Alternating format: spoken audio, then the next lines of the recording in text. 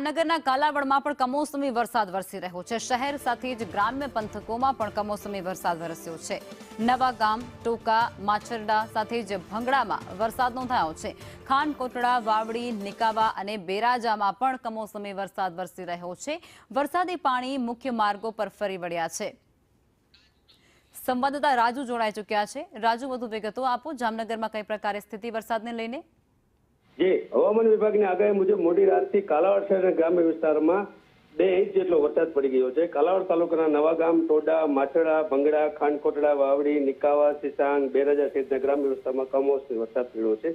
મોટી વાતાવરણથી એકાએક પલટો આવતા કારતક માસમાં અષાઢી માસ જેવો માહોલ સર્જાવા પામ્યો છે। વરસાદી પાણી શહેર અને ગ્રામ્ય વિસ્તારના મુખ્ય માર્ગો અને ખેતરોમાં પાક ઉપર ફરી વળ્યા છે। સરેરાશ 2 ઇંચ કરતા પર વધુ વરસાદ પડ્યો છે। કમોસમી વરસાદ પડતા ખેતરોમાં ઉભેલા પાકને નુકસાન થયું તેવી સ્થિતિ સર્જાવા પામી છે। ખેતરોમાં તૈયાર થયેલ મગફળીના કપાસના પાક ઉપર પૂરેપૂરો પલળી જવાની શક્યતા ધરતીપુત્રના મોઢામાંથી આવેલ કોળીઓ છીનવા જેવી સ્થિતિ સર્જાવા પામી છે। જી રાજુ, આભાર।